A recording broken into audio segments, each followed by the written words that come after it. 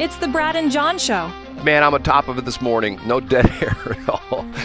It is the Brad and John Show.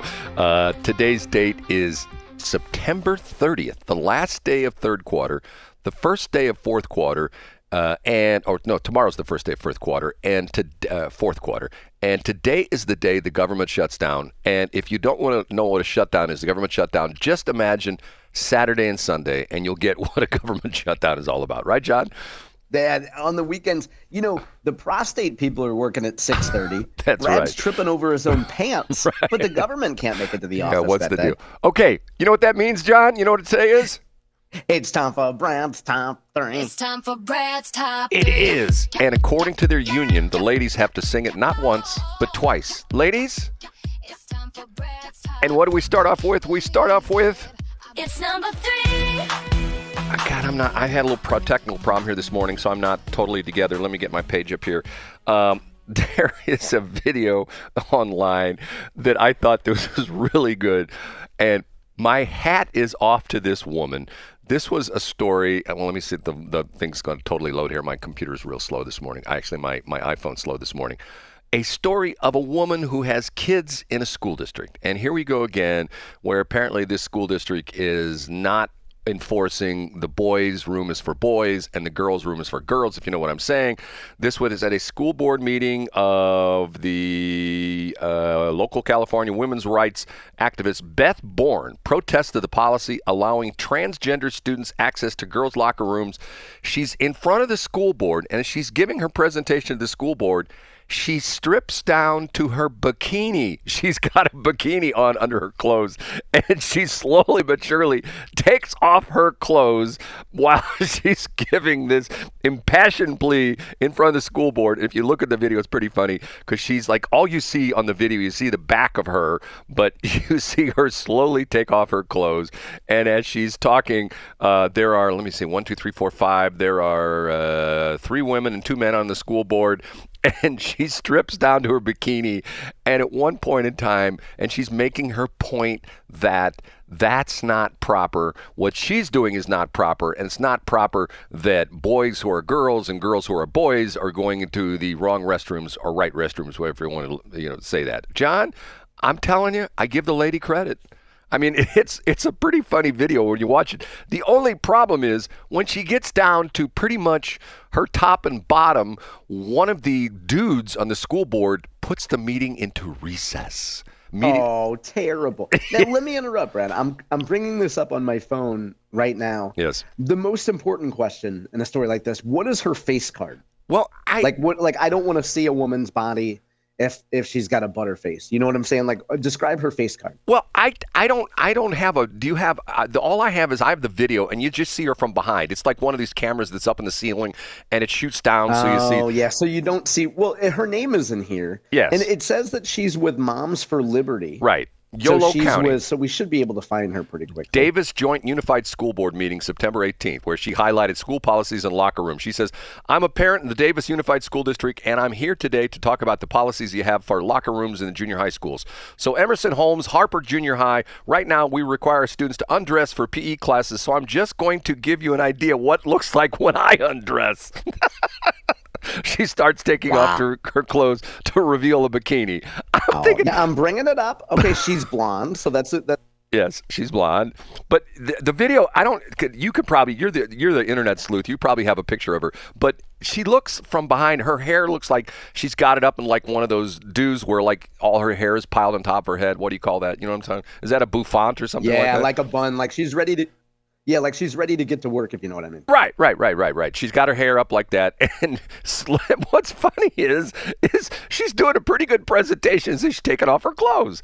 And at one point in the video, you see it where she's got one of those bikini tops on. It has like multiple straps that goes, you know what I'm talking about? Like not just. Yeah, I delightfully do know. Not just 2 straps and stuff like that. But if you watch the thing, it's the dude on the right. Do you see the thumbnail there? It's the dude on the right who's the Chrome Dome, who essentially gets upset and calls the meeting into recess.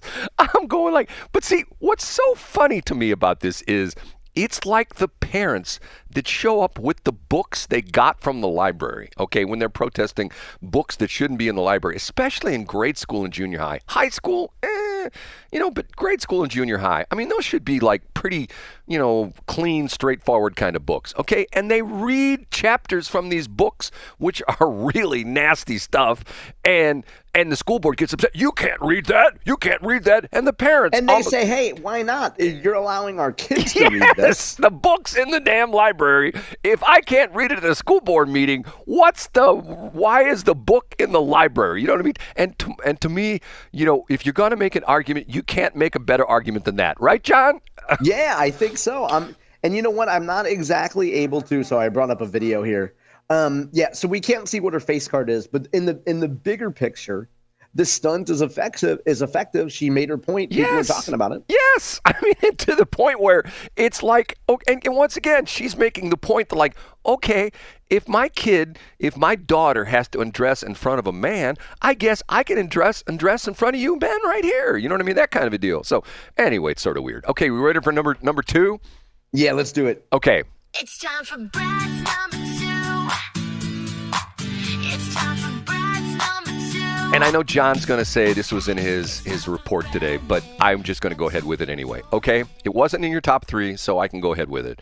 When you think of crime, you normally think of, what, St. Louis City, downtown North City? And you stereotype, Brad, because stereotypes are effective and truthful. Yeah. And to a certain extent, you think of Kansas City as well, too, with high crime rate. Right, John? Wouldn't you say that's pretty much? Yeah, I agree. But how many people think of CoMo, Columbia, Missouri? Do you know? Oh, not very often. But what happened on what should have been a celebratory weekend? Mun Choi, well, they had a shooting. And yes, they did. Mun Choi, who is the president of, I think he's president of the entire system, or is he just president of Missouri? That's correct, the entire University of Missouri system. Right, and we need to talk to him about not giving away KWMU to a group of local people where they won't pay for it. But Mun Choi has requested, I believe, from the governor. Wasn't that the request? That's exactly right. He included the governor's staff on the call to explain the first of all, the mayor with the best name in Missouri. What's her name, Brad? I don't know, John. I'm sorry. Barbara Buffalo. That's right, Barbara Buffalo. Looking good in a Buffalo stance. Yeah. You and all your rap lyrics. Okay. By the way, do you know the deal about and you're gonna you diverted me, but the Nay guy being thrown in jail for 30 years? You know about that one? No. Watch me whip. Watch me Nay. Right. What did he do? Murder, believe it or not. He murdered. No, not a rapper with a gimmick mumble rap song. He murdered his cousin. 30 years in jail. Oh, that's harsh. Were they playing Monopoly or Scrabble and it got out of hand? I have no idea. Okay, we'll go back to the story. See, you divert me. Okay, Mun Choi has requested immediate assistance in CoMo, as we call it, Columbia, Missouri, because the crime has gotten out of control. Now, John, I have to be honest with you. This one sort of caught me by surprise because it won't I know about North City. I know about Kansas City. Have you known about the fact that there's a crime problem in CoMo? Oh, yeah. It's been a big deal, Brad. And I see these headlines, and I usually don't click on them from the Columbia papers, KOMU, the TV station, and then the actual print outlets there. I usually don't click on the stories because I don't go to CoMo and I don't care about the city. But, yeah, I mean, and Brad, let's talk blunt. You have a criminal element in Columbia, just like you have a criminal element in any area. And I'm guessing, I'm going to go out on a limb and say the shooting involved a bunch of urbanites at homecoming day, right? I'm guessing that it's a bunch of members of the minority community.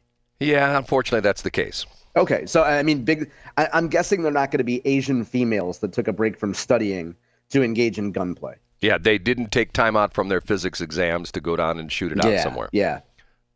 I don't get it. I mean, and Springfield, the 3 largest cities in the state of Missouri are St. Louis, Kansas City, and Springfield. And Columbia, I guess, would come in like 4th. Isn't that the way it is? Yeah, probably. I'm guessing. Yeah, probably that area. Maybe Cape Girardeau might be 4th. Okay. And if I'm not mistaken, Columbia, Barbara Buffalo is a Democrat. If I'm not mistaken. Yeah, of course. Yeah. Why is it that, and like right here in the St. Louis area, why is it that you have St. Louis City and St. Louis County, now St. Louis County with the crime problem, and you go across the Missouri River into St. Charles County, or you drive down I-44 to Franklin County, or you drive down south on 55 and cross the Merrimack into Jefferson County, and bango, wingo, wingo, no crime. Why is that, John? Is it because of the fact that when you drive into Franklin County, it's run by Mr. Show Me Your Receipts, Mr. Dave Schatz? No, and I know we're up against time. Let me ask you a question, Brad. I think this is a toughie. Is there a difference in the demographic between St. Louis City and Franklin County? Is there a difference in, I don't know, the racial demographic between St. Louis County and Franklin County? Is there a difference in demographics there? Yes. Oh, okay. Do you think that maybe the difference in crime and savage behavior has to do with the difference in demographics? Well, yeah, there's lots of young people in St. Louis City and St. Louis County, and there's all sorts of old folks in Franklin County. Yeah, and it's not about age. Brad, you bring up a good point about Mun Choi, though. And this weekend, Scott Fawn had a Columbia special. He's going around to different campuses. He started at Missouri. He started at CMSU, went to Missouri State. This weekend show, he was at Columbia. He sat down with Mun Choi. And then in the second segment, he sat down with members of the athletic staff.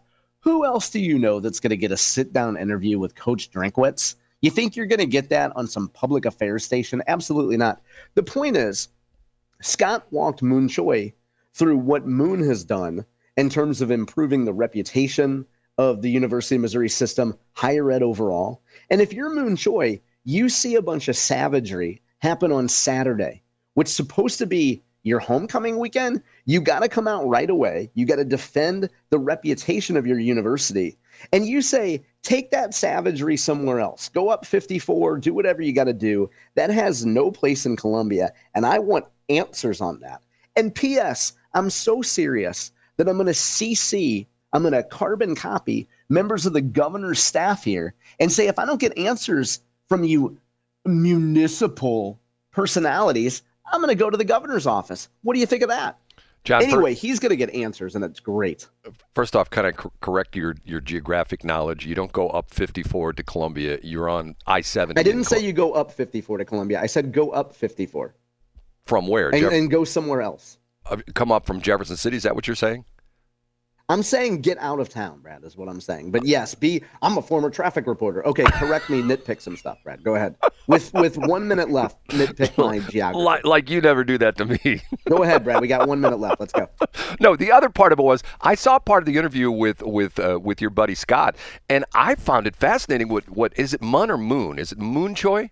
I think it's Mun Choi. I thought it was Mun Choi. Okay. Whatever. Come on, Brad. Okay. There's a minute left. I saw the interview with him and Scott Fawn where they talked about they're the number one producer of radioactive stuff for the medical field in the world. Did you know that? Yeah, not even among universities, but among among any entity. I found that fascinating. And we're talking about the radioactive drugs they use for testing and stuff like that. Okay, we ready for number one? And maybe Brad, let's do it. We'll have to carry this over into the C block. Okay. And now, big finish, Brad's number. I got this number one because of the fact that I routinely give out my phone number on the air, 314-280-8880. And that has proven to be interesting because if it wasn't for me giving out my phone number, I would have never heard from John Bosch, who we had that great interview with last week. Oh, that's right. It was so good, Brad. He was so transparent and open and not impulsive and bull in a china shop. Go ahead, Brad. Right, that's right. We didn't. Okay. The article was sent to me yesterday, one of our listeners, okay? And I got to get this for John. Here's the headline of the article. Men seem to make life for women worse. Singles U.S. women share the woes of dating in 2025. Oh, that's such a shame. Is this sponsored by Cat Fancy? No, this is actually from The Guardian, okay? Oh, okay. Now, and what kind of study is this, Brad? Well, what's interesting about this is it starts off with demographics, and I'm sort of a demographic nerd. And here's the first paragraph. By 2030, so essentially 5 years from now, 45% of prime working age women in the U.S., defined as women aged between 25 and 44, will be single according to Census Bureau historical data and Morgan Stanley forecast, the largest share in history. Hundreds of those women from across the U.S. shared with The Guardian why they were single, how they felt about it, and what they would be looking for in a future partner if they were still in the market for one. Now, Here's the fourth paragraph down. John, I'm going to ask you, do you measure up, dude? Because you're a single guy, okay? Many of the responses were surprisingly similar. The most frequently listed qualities women said they were looking for in a partner were kindness, emotional intelligence, mental, you're laughing already, mental and physical health, shared values, ambition, and being hardworking, and that's in quotes, financial stability, masculinity, and maturity, and a willingness to commit to an equal monogamous relationship, as well as, in many cases, having a family. And I'm thinking to myself, oh my God, that's hilarious. Can I cut you short for a second, Brad? I know we're up against time. Can I cut you short? Go ahead.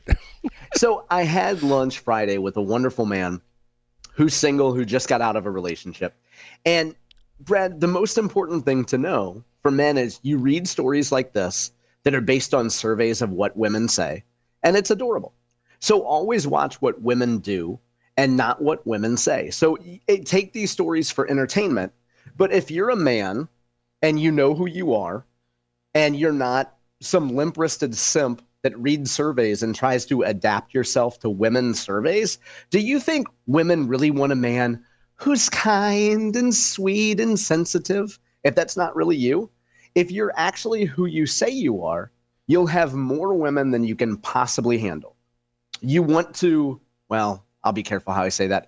Anyway, if you want a surplus of women, you'll have a surplus of women. If you want one high-quality, attractive woman, that's what you'll get. If you want more than that, that's what you'll get. But the idea that we would listen to women tell you what they want, always watch what women do and never what they say. Well, the interesting thing about this, hold on, let me clear my voice again.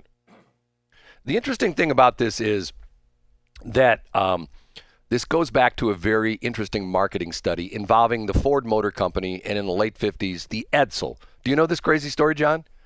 Yeah, you've talked about the Edsel before. I don't remember the survey story, though, Brad. Right. Well, I tell you what, we'll talk about it in C Block. But the article goes on to say, one of the phrases respondents used the most was what they were looking for, a partner capable of, quote, adding to or enhancing their life, as in someone who was entirely self-sufficient and capable of adding romance, children, or a unique intellectual connection to their lives. Now, I will say this, John.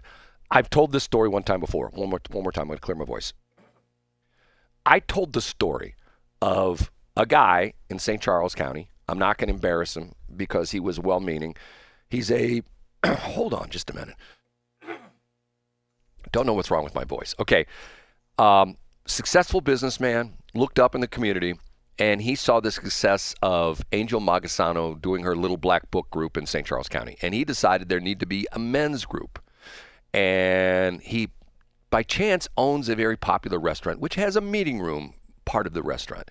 And he declared that he was going to have a meeting, and he wanted to have an organization like Angel's Little Black Book, who does a very good job of empowering women, has very huge success stories with that. All right, we got it. And he was going to do the same for men. So I was invited, and I went. And I got there a little bit late, and a gentleman walked in right behind me in a suit, and him and I, it was standing room only at that point, him and I stood next to each other, and it was starting the meeting as men were going around the room and explaining their situation in life. And after about the fourth guy, maybe the fifth guy, I was ready to go out to my car and grab my razor blades and slit my wrists because of the fact that I'm going like, these are dudes? I don't want anything to do with these guys. Were they very simpy and wimpy or what? My name's Jim, and I'm 35 years old, and I still live in my parents' basement, and I don't ever usually go out, but I came out for this meeting because I really wanted to see what, like, maybe you guys could help me. And yikes. Like a support group, like an emotional support group. Okay, John, I've told the story that once upon a time, I went to an Alcoholics Anonymous meeting, and I'm not an alcoholic. I had a friend of mine who literally called me up and said, hey, I want to take you to dinner. What she didn't tell me, before we went to dinner, we were going to an Alcoholics Anonymous meeting because I was her support person because she was having a rough time, but she didn't tell me this ahead of time. It reminded me of an AA meeting. And it's to the point where I'm thinking to myself, okay. And the sad part of the deal is, I don't know. I officially don't know what happened, but that was the first and last meeting of this organization because I think the guy who started it who shall remain nameless, went, OMG, it is true. There's a bunch of dudes out there who are pathetic. And I will say that up front. I think that for the most part, and I tell you this right now, I think for the most part, if you look at the pathetic score on the scoreboard, I think the score is 100 to 10, with men being the pathetic 100 and women being the 10. Get what I'm saying, John? I get what you're saying. I would dispute that, but I would say, yes, there are a lot of weak men, and the men who are, desirable have more women than they can possibly handle. Okay, we'll carry this over because I have theories about this, and I have theories because of the fact that I grew up in a household with a well-educated woman who was very independent, and had a lot of opinions about men, which is what has affected you your entire life. But at the time, she was in the school system. She was in education, and she bemoaned the fact that she could never be anything more than an assistant, or not even assistant. She could never be more than a glass ceiling warrior, a department chairperson, because she couldn't be an assistant. She broke that glass ceiling like you broke the 7:40 time limit for this segment.